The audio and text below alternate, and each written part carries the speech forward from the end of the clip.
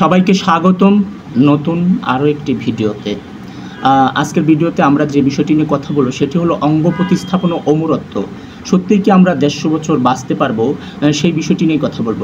এখন যদি আপনাকে প্রশ্ন করা হয় আপনি ঠিক কতদিন বাঁচতে চান, অথবা আপনার আয়ু কতদিন, আপনি কি উত্তর দেবেন? আপনার উত্তরটা কি? কিন্তু আমরা সম্প্রতি চীনের প্রেসিডেন্ট শি জিনপিং এবং রাশিয়ার প্রেসিডেন্ট ভ্লাদিমির পুতিনকে একটি আলোচনায় দেখতে পেরেছি, যেখানে যে আলোচনা শুনে এখন অনেকেই অবাক। আসলে কি হয়েছিল সেই আলোচনায়? আসুন আমরা একটু জানি। তারা বলেছিলেন মানুষের অঙ্গ প্রতিস্থাপন করে কিভাবে ১৫০ বছর বেঁচে থাকা যায়। এটা কি সম্ভব? আসুন তাদের আলোচনায় দেখি আসলে কি হয়েছিল। এটা কি শুধুই এক ধরনের মজা, নাকি সত্যিই কোনো গবেষণা অথবা এর পেছনে বৈজ্ঞানিক কোনো তথ্য বা ভিত্তি আছে? আজকের ভিডিওতে আমরা এটাই বিশ্লেষণ করব। অঙ্গ প্রতিস্থাপনের মাধ্যমে মানুষ কিভাবে অমরত্বর দিকে এগোচ্ছে, এটা কি সত্যিই নাকি বিজ্ঞানী কোনো থিওরি আছে? আসুন একটু দেখি। প্রথম অংশে আমি যে বিষয়টি আলোচনা করব সেটি হলো, প্রথমে আমরা জানি অঙ্গ প্রতিস্থাপন জীবন বাঁচায়। যেমন ধরুন লিভার, কিডনি, হার্ট, ফুসফুস, এগুলো প্রতিস্থাপনেরই একটি অংশ।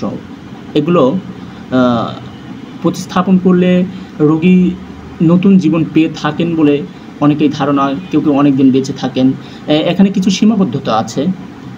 যেমন ধরুন কিডনি ২০ থেকে ২৫ বছর পর্যন্ত কাজ করে।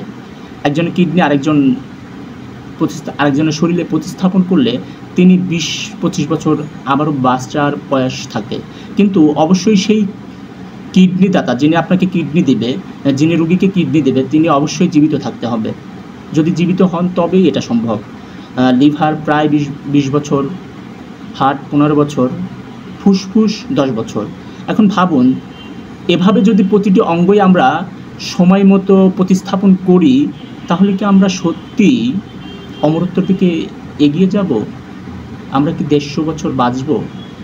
এই প্রশ্নটি কিন্তু এখন বর্তমানে সোশ্যাল মিডিয়া, প্রিন্ট পত্রিকা, অনলাইন সব জায়গাতেই আলোচনার কেন্দ্রবিন্দু। আমরা যদি একটু দেখি, বাস্তবে বিষয়টি কিন্তু এত সহজও না। আমরা যে একজন মানুষ, হিউম্যান হিসেবে আমরা যে আমাদের শরীরে অঙ্গ প্রতিস্থাপন করব, অন্যের অঙ্গ আমাদের নিজের শরীরে প্রতিস্থাপন করব, এটা কি এতই সহজ? আসলে না। প্রতিটি প্রতিস্থাপনের কেন্দ্র করে কিন্তু আমাদের বিশাল সার্জারির একটি পার্ট থাকে, আর প্রতিবারেই আমাদের অস্ত্রোপচারের একটি ঝুঁকি থাকে। তারপর অ্যান্টিবায়োটিক ঔষধ সারা জীবন কেউ কেউ খেয়েই থাকেন। এগুলো সারা জীবনের খেতে হয় এবং মানে এই কাজগুলো, প্রতিস্থাপনের কাজের ফলে এই ওষুধগুলো কখনো আমরা প্রত্যাখ্যান করতেও নাও পারি, কিন্তু এর পার্শ্ব প্রতিক্রিয়া ভয়াবহ হয়ে থাকে মাঝে মাঝে। যেমন ধরুন উচ্চ চাপ, এমনকি এর মাধ্যমে আমরা ক্যান্সারের রোগীও হতে পারি। আমরা সম্প্রতি কিছু গবেষণায় দেখেছি, কিছু লাইভ টেলিকাস্ট অথবা প্রিন্ট পত্রিকা মিডিয়াতে দেখেছি যে বিজ্ঞানীরা আসলে কী চেষ্টা করছে। আমরা কিছুদিন আগে একটা নিউজ যদি দেখে থাকি অথবা পড়ে থাকি, সেখানে আমরা দেখেছি শূকরের জিন পরিবর্তন করে মানুষের শরীরের সঙ্গে মানানসই বানানোর চেষ্টা চালাচ্ছে অথবা গবেষণা চলছে। ইতিমধ্যে কিডনি, হার্ট প্রতিস্থাপনের পরীক্ষা হয়েছে, যদিও সেসব রোগী বেঁচে থাকেননি। মানুষের নিজের যে কোষ থাকে, একটি গবেষণাতে দেখা গেছে যে মানুষের অঙ্গ বা কোষ থেকেই নতুন অঙ্গ তৈরির একটি গবেষণা চলছে। UCL ফ্রান্সিস ক্রিক ইনস্টিটিউট থমাস অঙ্গ পুনর্নির্মাণের সফল হয়েছিল। ফ্রান্সিস একটি গবেষণা করে দেখেছে, অথবা তারা পুনর্নির্মাণের যে চেষ্টা চালিয়েছে সেখানে একটি ইঁদুরের ক্ষেত্রে তারা সফল হয়েছে বলে ধারণা করা হচ্ছে। আবার লন্ডনের ক্ষেত্রে শিশুদের জন্য স্টেম সেল দিয়ে অস্ত্রের টিস্যু তৈরি করা হচ্ছে।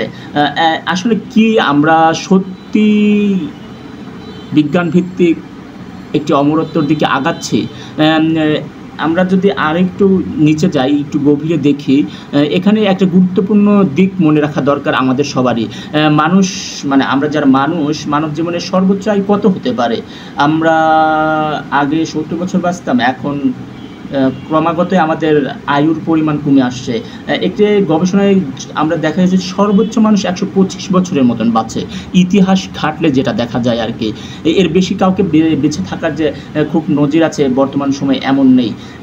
এই বেশি দিন বেঁচে থেকে ব্যক্তি ছিলেন এই পৃথিবীতে সবথেকে বেশি দিন, মানে এই সময়ে সবথেকে বেশি দিন বেঁচে ছিলেন তিনি ফরাসি একজন নারী জেন ক্যালমেন্ট, যিনি 122 বছরে মারা যান। আচ্ছা, একটি গবেষণায় দেখা গেছে যে গবেষকরা বলছে বয়স বাড়লে শরীরের স্থিতিস্থাপকতা কমে যায়। অর্থাৎ আমাদের মানুষের যখন বয়স বাড়ে তখন আমাদের শরীরের একটি গতি থাকে, যেটা যৌবনে থাকে, সেটা কিন্তু ধীরে ধীরে কমে যায়। সংক্রমণ ও সংঘাত থেকে সেরে ওঠার ক্ষমতা একেবারেই দুর্বল হয়ে যায়। অর্থাৎ যতই অঙ্গ প্রতিস্থাপন করা হোক এই ক্ষেত্রে কিন্তু ততটা কাজ দেয় না। মানে আপনার বয়স যত বাড়বে আমাদের মানুষের, ততই আমরা দুর্বল হয়ে যাব রোগ প্রতিরোধ থেকে। এখন তাহলে আমাদের কী উপায়? এই সিস্টেম কি আমাদের ক্ষেত্রে, যারা বয়স বাড়বে তাদের ক্ষেত্রে কি কাজ করবে আদতেও? তাহলে মানুষ কি সত্যি 150 বছর বাঁচতে পারবে? প্রতিস্থাপন সম্ভব না হলে অন্তত বর্তমান প্রযুক্তিতে আমরা বয়স্ক যারা মানুষ আছে আমাদের সমাজে, তারা তাহলে কি করবে? তবে বিজ্ঞানীরা প্রতিদিনই এগোচ্ছে, আমাদের বিজ্ঞান কিন্তু প্রতিদিনই এগোচ্ছে, অহরহ, ও কোথাও বসে নেই। আজ সেকেন্ডের মধ্যে, বাইনারি সেকেন্ডের মতো আমাদের প্রযুক্তি আগাচ্ছে। ভবিষ্যতে হয়তো আমরা অঙ্গ প্রতিস্থাপন নয়, বরং পূর্ণ নির্মাণ বা বয়স নিয়ন্ত্রণ প্রযুক্তি দিয়েও আয়ু আরও কিছুটা বাড়াতে পারবো। কিন্তু মূল প্রশ্ন হলো, আমরা কি শুধু দীর্ঘ জীবনই চাই নাকি সুস্থ জীবন চাই?